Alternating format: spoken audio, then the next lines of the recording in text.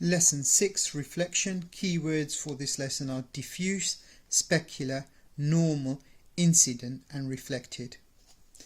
The question for this lesson is, what is the law of reflection? Have a go at the first knowledge check, pause the video now, then come back and check your answers. Now let's check our answers to the knowledge check on lesson 6. Question 1, write the equation that links distance, velocity and time. Velocity equals distance divided by time. Write the equation that links voltage, current and resistance. Voltage equals current times resistance. Question number 3, write the equation that links weight, mass and gravitational field strength. Weight equals mass times gravitational field strength. Write the equation that links charge, current and time. Current equals charge times time. Write the equation that links pressure, force and area. Pressure equals force divided by area. Question number 6, write the equation that links work, force and distance. Work done equals force times distance. Question number 7, write the equation that links moment, force and distance. Moment equals force times perpendicular distance. Question number 8, what is the equation that links acceleration, velocity and time? Acceleration equals change in velocity divided by time taken. Now check your answers and give yourself a score on the side. Overview of the lesson. Describe specular and diffuse reflection. Investigate the law of reflection. Diffuse scattering and specular reflection. We can see objects because the light is reflected off the surface of the object and into our eyes. So if this is an object, light is reflected off the object and into our eyes, and that's why we can see objects. So we see objects because light is reflected off the surface. Most surfaces are uneven, so most surfaces are uneven, so they reflect the light in all directions. So if we have a look at the bottom here we have a sheet of paper. Even though this sheet of paper might look smooth, if you had a look underneath the microscope you'll see that it's rough. And what happens is the beams of light reflect off the surfaces in all directions. So most surfaces are uneven and the light is reflected in all directions. Reflection is diffuse, so we call this kind of reflection diffuse. So reflection is diffuse, so we cannot form an image. Mirror surfaces are flat, so mirror surfaces are flat or plane. Plane surfaces reflect each light ray at the same angle, so we see a clear image. So here we have the same angle, so all these angles here are the same. Here all the angles are different, so this angle is different from this angle. I'm just going to show it with using different Greek symbols. So all these angles I'm showing here are different. All these angles here shown by theta are the same. So if the light is reflected off the surface, then we'll see the image. So if this is the ball and it's reflected off each point on that ball, then what will happen is we will form an image of that ball because the waves are in the same position. If we try to do this here, what we'd form is this kind of image. You wouldn't see very much.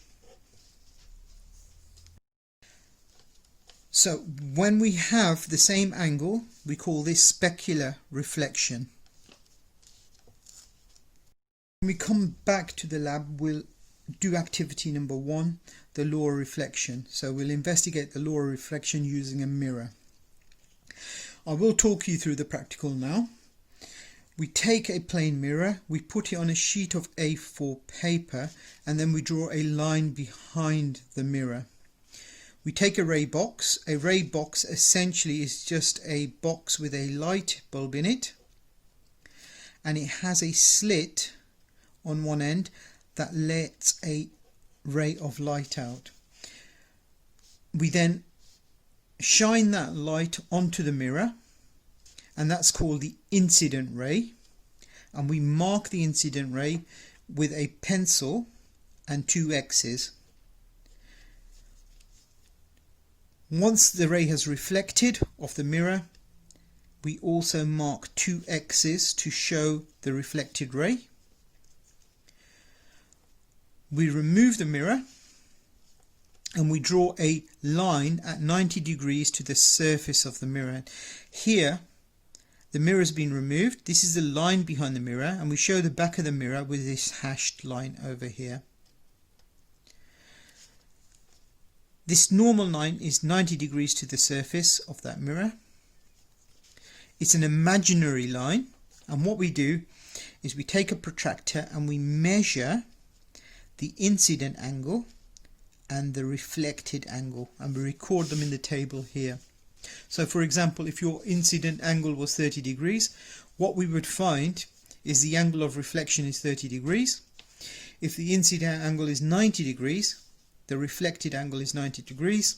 If the incident angle is 60 degrees, we will find that the angle of reflection is 60 degrees as well. And what you'll notice is the angle of incident equals the angle of reflection. And this leads us to the law of reflection. And the law of reflection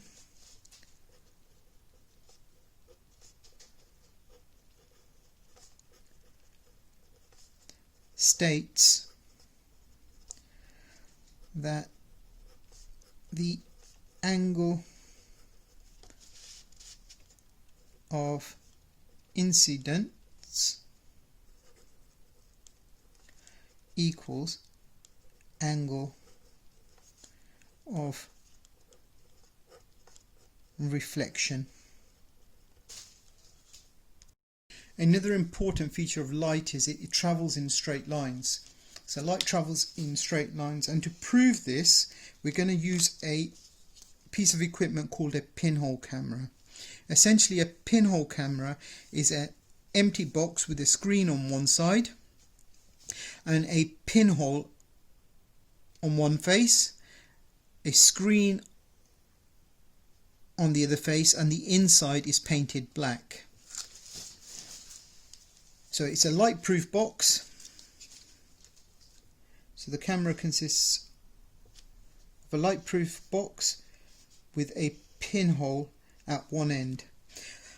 The pinhole only lets a few rays of light through. Since light travels in a straight line, each of these rays hits a point on the screen producing an image.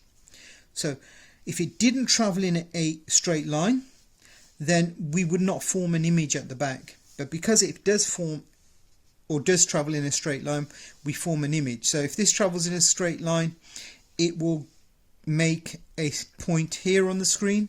Again, this person's feet will go through the pinhole and make a point here on the screen, and every point on the person will make a similar point on the screen. Notice the image is inverted, and that's because of the way the light travels through the pinhole. The smaller the pinhole, the less light that goes through. We can improve the image by adding a lens to the front of the camera, and if we have 2 pinholes, we will form 2 rays. If we have 2 pinholes, we will form 2 images. So we're just going to complete this table over here based on what I've just said. Describe the image with 1 pinhole, single, inverted image, and inverted just means it's upside down. Describe the image with 2 pinholes, you form 2 inverted images. Describe the image with a lens in front of the pinhole. Sharper inverted image. Describe the image with a large pinhole. It's blurry. Because more light is going through, we can't form a sharp image and it becomes blurry. Now have a go at the last knowledge check. When you've had a go, come back and we'll check the answers. Pause the video now. Question number 1. Name one type of reflection. You could have said diffuse or specular.